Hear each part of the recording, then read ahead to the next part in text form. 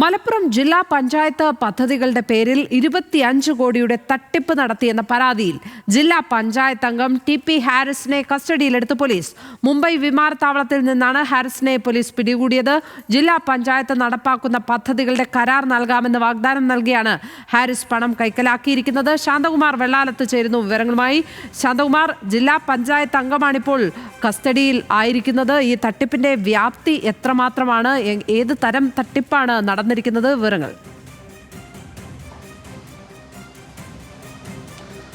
ലക്ഷ്മി, സമാനതകളില്ലാത്ത ഒരു തട്ടിപ്പാണ്. അതായത് ഒരു ജില്ലാ പഞ്ചായത്ത് അംഗം ജനപ്രതിനിധി അദ്ദേഹം പ്രതിനിധാനം ചെയ്യുന്ന ഭരണസമിതിയിലെ വികസന പ്രവർത്തനങ്ങളിൽ വ്യാജമായി കരാറുകാരെ ഉണ്ടാക്കി ആ കരാറുകാരുടെ പേരിൽ വേറെ കരാറുകൾ എടുക്കുന്നു എന്ന് പറഞ്ഞുകൊണ്ട് മറ്റ് ആളുകളിൽ നിന്നും വലിയ തോതിൽ പണം സംഭരിച്ച് ലാഭവിഹിതം വാഗ്ദാനം ചെയ്താണ് പണം ശേഖരിച്ചിരുന്നത്. ആ പണം ആണ് ഇപ്പോൾ വലിയൊരു തട്ടിപ്പിന് കാരണമായിരിക്കുന്നത്. ഏകദേശം 20 കോടി രൂപയോളമാണ് ഈ ഹാരിസ് തട്ടിയെടുത്ത് എന്നാണ് പറയുന്നത്. അതൊരു ജില്ലാ പഞ്ചായത്ത് അംഗം 20 കോടി രൂപയോളം തട്ടിയെടുത്തു. അതായത് ഈ ലാഭവിഹിതം വാഗ്ദാനം ചെയ്ത് വലിയ തുക ലാഭവിഹിതം വാഗ്ദാനം ചെയ്തിരുന്നു. അതാണ് ഈ തട്ടിയെടുക്കുകയും പിന്നീട് അത് അവർക്ക് നൽകാതിരിക്കുകയും ചെയ്തത്. തുടർന്നാണ് ഇപ്പോൾ ലീഗ് പ്രതിനിധികൾ തന്നെ പോലീസിൽ പരാതി നൽകുകയും ചെയ്തത്. അവരുടെ 6 പേരാണ് ആദ്യഘട്ടത്തിൽ പരാതി നൽകിയത്.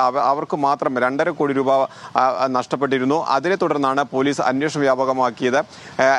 ഈ ടി.പി. ഹാരിസ് വിദേശത്താണ് എന്ന് പോലീസ് മനസ്സിലാക്കിയിരുന്നു. അത് തുടർന്ന് പോലീസ് ലുക്കൌട്ട് നോട്ടീസും പുറപ്പെടുവിച്ചിരുന്നു. അങ്ങനെയാണ് ഈ ടി.പി. ഹാരിസ് ദുബായിൽ നിന്നും ഇന്ന് മുംബൈയിലെത്തിയതാണ്. മുംബൈ വിമാനത്താവളത്തിൽ നിന്നാണ് മുംബൈ പോലീസ് ഇപ്പോൾ കസ്റ്റംസ് വിഭാഗം ഈ ഹാരിസിനെ കസ്റ്റഡിയെടുത്ത് അവിടെ മാറ്റി നിർത്തിയിരിക്കുന്നത്. എന്തായാലും മലപ്പുറത്തുള്ള പോലീസ് സംഘം അല്പസമയത്തിനകം മുംബൈയിലേക്ക് പോകുന്നുണ്ട്. അവിടെ നിന്ന് കസ്റ്റഡിയിലെടുത്ത് മുംബൈ എയർപോർട്ടിൽ നിന്നും ഈ ഹാരിസിനെ കസ്റ്റഡിയെടുത്ത ശേഷം തിരിച്ച് നാട്ടിലേക്ക് വരുന്നതിന് വേണ്ടിയാണ് ഇപ്പോൾ പോലീസ് ആലോചന നടത്തുന്നത്. എന്തായാലും വലിയ പ്രക്ഷോഭങ്ങളും പ്രതിഷേധങ്ങളും എല്ലാം ഇതിൻ്റെ ഭാഗമായുണ്ട്. ഇന്ന് DYFI തന്നെ ജില്ലാ പഞ്ചായത്തിലേക്ക് ഒരു മാർച്ച് ഇതുമായി ബന്ധപ്പെട്ട് സംഘടിപ്പിക്കുന്നു. തദ്ദേശ തെരഞ്ഞെടുപ്പ് അടുക്കാൻ പോകുന്നതോടുകൂടി ഇത് വലിയ ഒരു പ്രത്യാരോപണ വിഭാഗമാക്കി ഒരു പ്രക്ഷോഭത്തിലേക്ക് മാറ്റുന്നതിനുള്ള ശ്രമത്തിലാണ് ഇടതുപക്ഷവും. ലക്ഷ്മി.